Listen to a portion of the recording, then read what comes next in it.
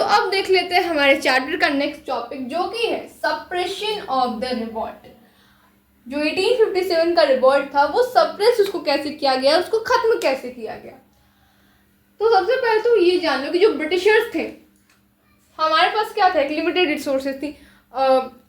जो modern weapons थे जैसे ब्रिटिशर्स के पास, हमारे पास वैसे नहीं थे।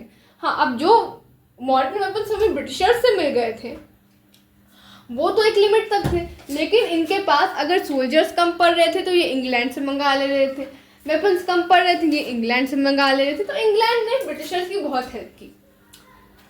ऑब्वियसली बातें करेंगे भी, क्योंकि ब्रिटिशर्स कहाँ के थे, इंग्लैंड के ही थे। और इंग्लैंड जो थी इतनी अच्छी कंपनी, ईस्ट इंडिया कंपनी को ऐसे कैसे डाउनफॉल्स कर देती। तो इंग्लैंड ने ब्रिटिशर्स का बहुत हेल्प किया, ईस्ट इंडिया कंपनी का बहुत हेल्प किया। और इनफैक्ट जो बहुत आप एक तरह से बोलो तो अच्छे कमांडर्स थे, अच्छे लीडर्स जो थे, जैसे कि आप आगे नाम भी पढ़ोगे बहुत लोगों का, जैसे कि आप ले लो हेनरी हैवलॉक, जॉन लॉरेंस। तो ये सारे क्या थे, अच्छे कमांडर थे ब्रिटिशर्स के। तो ये कहाँ से आ रहे थे, इंग्लैंड से आ रहे थे।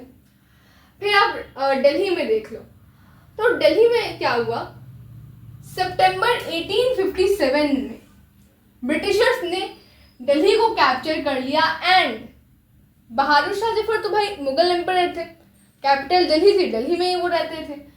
तो दिल्ली में जब उन्होंने सितंबर 1857 में कैप्चर दिल्ली को किया, तो जो बहादुर शाह जफर थे उनको और उनकी फैमिली को, जिन्होंने अपना रिफ्यूज कहाँ लिया था, जिन्होंने शरण कहाँ ली थी, शेल्टर उन्होंने, वो कहाँ रह रहे थे, हुमायूंस टॉम में रह रहे थे, उनको वहां से निकाल कर प्रिजन में डाल दिया गया, जेल में डाल दिया गया। एंड बाद में क्या किया गया, जो बहादुर शाह जफर थे उनको रंगून बोल दो या फिर यंगून बोल दो, दोनों एक ही जगह का नाम है, वहां पर भेज दिया गया। अब ये रंगून कहाँ है या फिर यंगून कहाँ है, बुर्मा में है और प्रेजेंट डे म्यांमार में। और यहीं रंगून जेल में ही बहादुर शाह जफर की 1862 में डेथ हो गई। अब देखते हैं लखनऊ में क्या हुआ।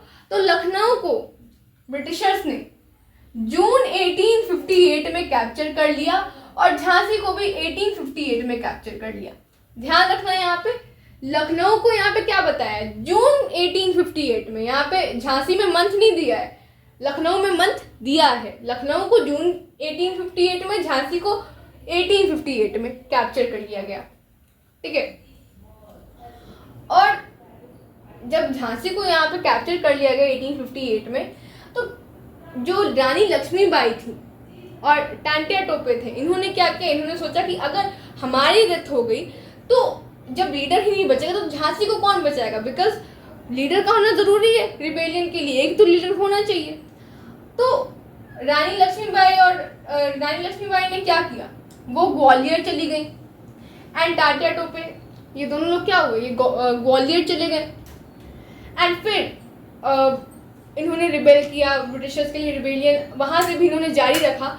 एंड फिर यहाँ पे मैंने रानी लक्ष्मीबाई को शॉर्ट फॉर्म में RL लिखा है क्योंकि बहुत बड़ा नाम है। तो रानी लक्ष्मीबाई की फाइट के टाइम पर, जब वो लड़ रही थी ब्रिटिशर्स से, उस टाइम पर उनकी जून 1858 में डेथ हो गई। एक चीज़ तुम देखना, जून 1858 में लखनऊ को भी इन्होंने कैप्चर कर लिया एंड रानी लक्ष्मीबाई की भी डेथ हो गई थी। और लेकिन डेथ सिर्फ रानी लक्ष्मीबाई की हुई थी, टांटिया टोपे तो भी जिंदा थे। तो टांटिया टोपे ने क्या किया, वो जंगल में चले गए एंड फिर वहां से भी अपने लोगों के साथ, अपने ग्रुप के साथ, अपनी जितने भी लोग उनके साथ थे उनके साथ इन्होंने गुरिल्ला वारफेयर से, गुरिल्ला वारफेयर एक टाइप की वारफेयर है, कुछ गोरिल्ला से रिलेटेड इसका नहीं है कोई कुछ भी रिलेशन, ये एक टाइप का वॉरफेयर है, एक लड़ने का तरीका है। तो ये जंगल में चले गए एंड फिर गुरिल्ला वारफेयर से इन्होंने ब्रिटिशर्स के अगेंस्ट में अपनी जंग जारी रखी, ब्रिटिशर्स के अगेंस्ट में रिबेल करना इन्होंने जारी रखा। बट अप्रैल 1859 में इनको भी पकड़ लिया गया, इन पे मुकदमा वगैरह चलाया गया एंड फिर इनको भी मार दिया गया, इनको भी किल कर दिया गया अप्रैल 1859 में। रानी लक्ष्मीबाई को जून 1858 में लखनऊ भी कैप्चर हो गया, झांसी भी 1858 में ही कैप्चर हुआ। तांत्या टोपे को कब किल किया गया? अप्रैल 1859 में। एक तरह से बोलो तो रानी लक्ष्मीबाई के डेथ के 1 साल बाद इनकी भी डेथ हो गई। अब देख लेते हैं खान बहादुर खान जो पेंशनर थे बरेली के, उनका क्या हुआ, और जो कुंवर सिंह थे बिहार के, या फिर अरहा बोल दो, उनका क्या हुआ। तो इन दोनों की जो थी, इन दोनों की डेथ हो गई फाइटिंग के टाइम पे। जब ये ब्रिटिशर से लड़ रहे थे तभी इनकी फाइटिंग के टाइम पर इन दोनों की डेथ हो गई, खान बहादुर खान की एंड कुंवर सिंह की, इन दोनों की डेथ हो गई। अब देख लेते हैं नाना साहेब एंड बेगम हजरत महल के साथ क्या हुआ।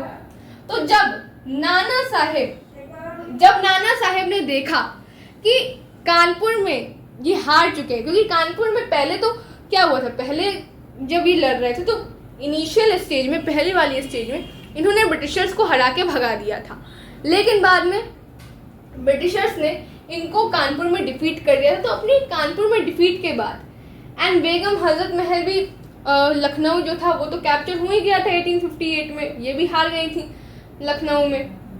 तो इन दोनों ने क्या किया, ये दोनों कहाँ चले गए, ये दोनों भाग के चले गए नेपाल में।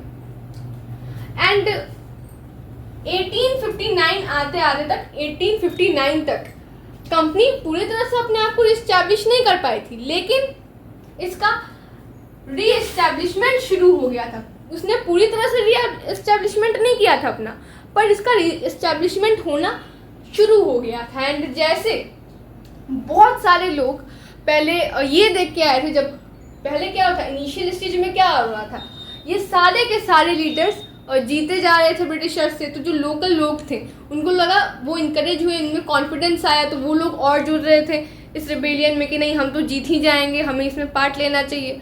तो जितने कॉन्फिडेंस के साथ, जितने विश्वास के साथ, इनके जीतने के साथ में जितने विश्वास के साथ लोग रिबेलियन में जुड़ रहे थे, अब जैसे जैसे ये लोग हार रहे थे उतना ही विश्वास कम दिखाते हुए लोग रिबेलियन से हट भी रहे थे, रिबेलियन से निकल भी रहे थे। एंड जब ये सारा जो रिवॉल्ट था वो शांत हुआ, ये सारा रिबेलियन सब शांत हुआ, तो ब्रिटिशर्स ने एक चीज़ कही, उनको एक चीज़ समझ में आ गई थी कि अगर अपने हरकतों को हम जारी रखेंगे, दिखाते रहेंगे, तो फिर रिवॉल्ट होगा, फिर हम जाएंगे काम से। तो इन्होंने एक चीज़ की, इन्होंने कहा कि ऐसा कोई भी इंडियन जो रिबेलियन में तो था लेकिन उसने किसी ब्रिटिशर को मारा नहीं, जान से नहीं मारा, किल नहीं किया, उसको हम वो पूरी सेफ्टी के साथ रहेगा, उसको हम पूरी सेफ्टी प्रोवाइड करेंगे एंड उसको हम रिवॉर्ड भी देंगे। भले वो रिबेलियन में था लेकिन उसने किसी ब्रिटिशर को किल नहीं किया, मारा नहीं, तो उसे रिवॉर्ड मिलेगा एंड उसे पूरी सेफ्टी दी जाएगी। एक और चीज़ आप देखो, तो जितने भी ये फ्रीडम फाइटर्स हम इनको बोल रहे हैं, मैक्सिमम ये अपने मतलब के लिए लड़े थे। बेगम हजरत महल जो थी उनके हस्बैंड को हटा दिया गया था, रानी लक्ष्मीबाई के अडॉप्टेड जो सन थे उनको राजगद्दी पे नहीं बैठने दिया जा रहा था, नाना साहब की पेंशन बंद कर दी थी बुढ़ापे में। तो इन सारे रीज़न से ये लोग लड़े थे। ऐसा नहीं है कि लोग नेशनलिज्म की भावना से नहीं लड़े, उस भावना से भी लड़े, लेकिन ये जो लोग थे, ये जिनका भी मैंने नाम दिया, ये अपने मतलब से लड़े थे।